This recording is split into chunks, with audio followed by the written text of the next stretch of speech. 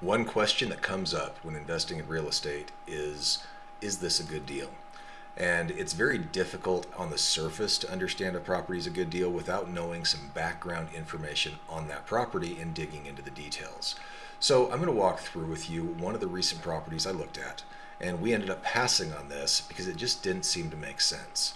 So there's a few different things people look at in real estate. The first one is a very high level rule is the 1% rule. The 1% rule means, is this property generating enough rent to offset the income? And if you take 1% of the property price, the rent should equal that 1%.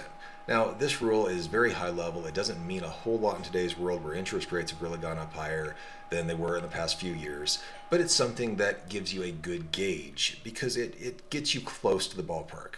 So here's how this works.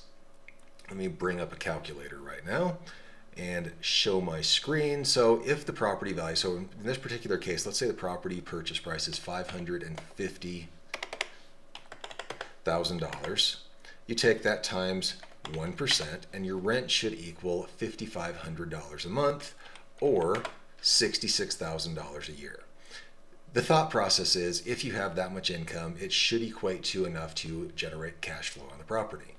So behind this, I've got a set of tax returns, but I'm not going to show you that just yet. So in this particular case, the property price was, I want to say, about $580,000.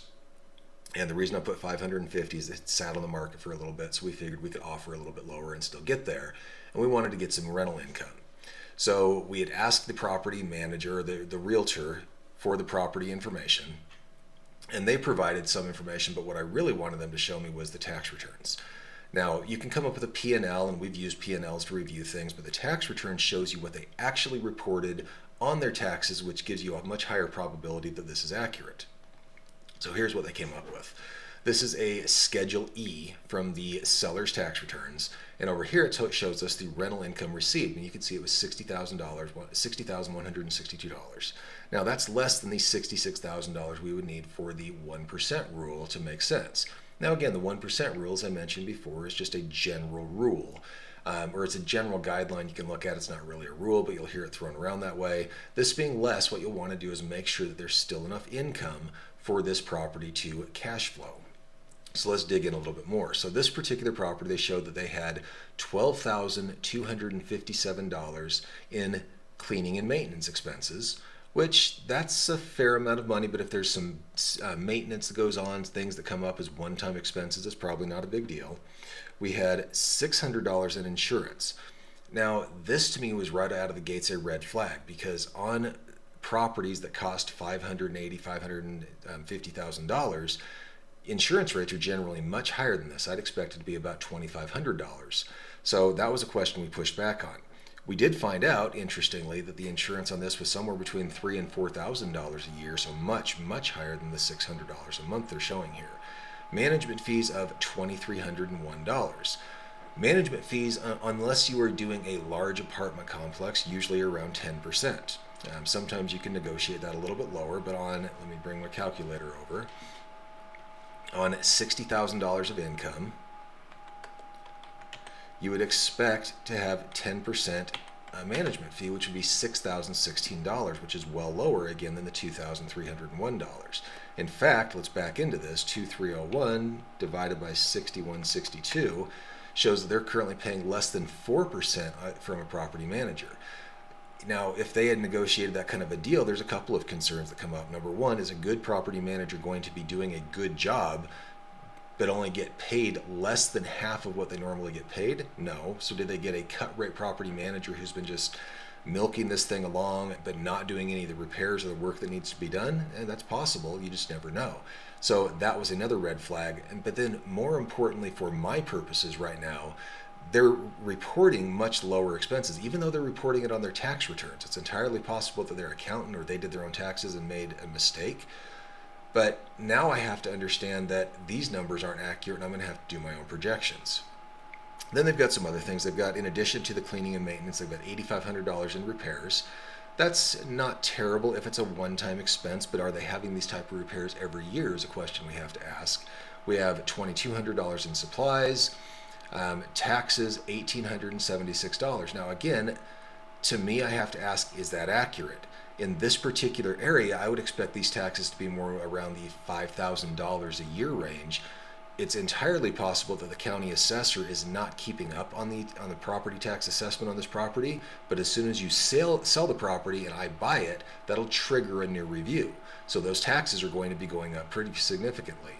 Utilities, $6,400, and then depreciation, which I don't really look at too much, $8,522, because depreciation is something that you have to take on any asset that you're reporting to the IRS, but it doesn't really affect my income, so we usually will back that out and add it back into the income. In this particular case, they're showing a total expenses of $42,000. Now let's go ahead and look at this just using their numbers. 42,823 minus the depreciation, 8522. That means we actually have expenses of 34,301, and they're showing a total income of $17,339. But to that 17,339, let's add the 8522 depreciation back, and now you've got a pot to play with of cash of $25,861 using their numbers. Now, keep in mind we have to add a few things back in here. So we have the insurance, which we know is going to be about $3,000 higher. So again, from this number, we're going to subtract out $3,000 more dollars, and that leaves $22,000. Property taxes, let's add another $2,000 to that, so we'll subtract $2,000 here. And then property management of $2,301, that should have been $6,000. So we've got to take $4,000 off of this. So now we've got $16,000. That's going to be a problem. I can guarantee that, because you have to pay your mortgage out of this. And if you can't afford to pay your mortgage, you don't have a cash flowing property. So you've probably seen this spreadsheet in some of our other videos. So what I wanted to do is pull this up, put in all the numbers, put in the details, and see how this would look. And I've used their numbers over here on this property. Now this is an 8-unit property. Being able to buy an 8-unit property for $550,000 would have been great if it cash flowed. Down payment on these type of properties, if you're going through a bank, is generally going to be 25%, and the annual interest rate right now is going to be somewhere around 7%, unless you have a good bank portfolio product.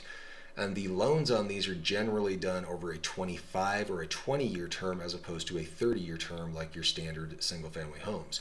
Keep in mind also that these are going to be generally a 5-year amortization with a 5-year call on top of your 25-year amortization. What that means is you will have the loan for 5 years, and then you have to go back to the bank and say, will you renew the loan, or do we have to do a new loan, or do a new loan with someone else, which does incur additional cost. Commercial properties generally are based on cap rates as opposed to just whatever the value happens to be in a given market.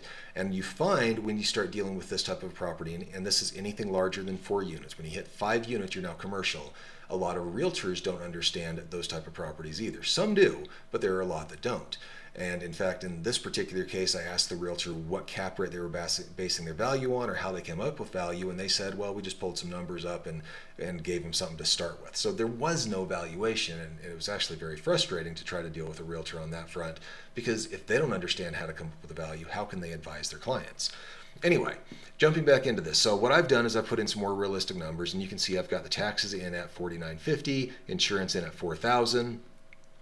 And then based on some other numbers that I'm looking at that I didn't see in their P&L, we're coming up with our own valuation. So here's the rents. They're coming up with about $5,000. This, and you see this is very close to what they received last year, $60,180 versus the $60,162.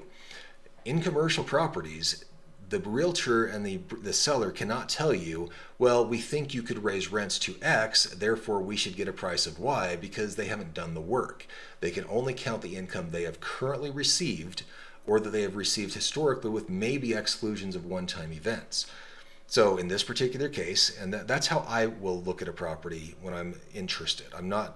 They can say whatever they want, but that doesn't make it realistic. So anyway, using the income, here's some things that we think are reasonable. In our market, we get snow, so you have to have landscaping and snow removal for areas that the tenants are not going to take care of.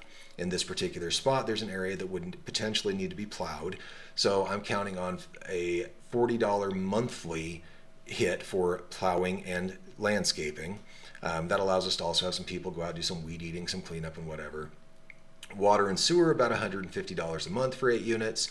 Repairs, we're planning on 20% repairs having to be done to this property. When I went out and looked at it, there was some deferred maintenance, there were some issues that need to happen. So usually I would be in between 5 to 10% repairs. In this particular one, I'm using 20% just because of the current condition of the property. And then in the future, we can forecast that coming down. Management, I plugged in 8% to be generous. And vacancy, you always have to allocate some vacancy. There's going to be months where tenants move out, especially when you have studio apartments or one-bedroom apartments. There's nothing holding that tenant there. When you get 2 and 3 bedrooms, you would hope to get some more longevity out of tenants because they have families there, they've got students in school or kids in school, so they generally want to stick around. But in this particular instance, I'm anticipating we're going to have at least some vacancy. And then I'm also putting in some reserves. In this case, again, the first year I'm planning on 20% because I know I've got some issues that are going to have to be fixed. And in the next year, I can actually bring it down from there. But you can see that my total planned expenses are $78,000 versus $60,000 worth of income. So I've got a negative $1,400, almost $1,500 a month in income. Now let's just say that we go 5% repairs and 5% reserves for the sake of going into the property. That would leave me with a $10 a month cash flow, and that's not great. Now, in these particular properties where there's some deferred maintenance, getting to what you would expect the cap rate to be, or knowing what the market cap rate is very important. In this particular market, on a property with some deferred maintenance, I would expect the cap rate to be 7 or 8%, or 8 or 9%. You can see that they're currently asking, if I drop the price down to $550, a 6.38% cap rate. So that is not something you would expect to pay for a property that needs to be fixed. I would expect more of an 8% cap rate, which gives me a value of $438,000. Again, using their net operating expenses. Now, if I were to go forward and say, okay, I think I can change the rents around a little bit, and you can see my numbers are massaged on this side in a revised column. And if I bring in, and so what I've done is I've actually just systemized the rates here so all of them could be the same. Their rents right now are all across the board. And we want to have some sort of consistency for a variety of reasons. Keeping all of the other expenses the same, except let's bring this down to 5% on the repairs. Actually, I'm going to leave it at 10% because generally you're going to have ongoing expenses with older properties. This particular property, I know I'm going to have some ongoing expenses, so if we leave the repairs at 10%, that's more viable. Still putting reserves in place.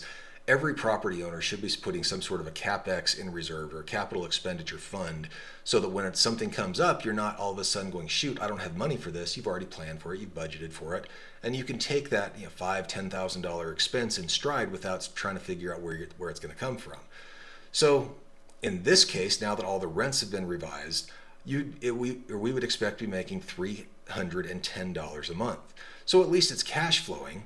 And based on a 7% cap rate, now it's $552 now that we have done the work. But is that a good return on your investment? Well, that depends. Let's go back over to this. Remember, if we buy it at $550,000 with a 25% down payment and just their standard closing costs, I'd expect about $10,000 in closing costs. I'm out of pocket $142,000. Is it a good return to get $310 a month? Well, my cash on cash return says I'm getting a 3% return on the money I've got into this property.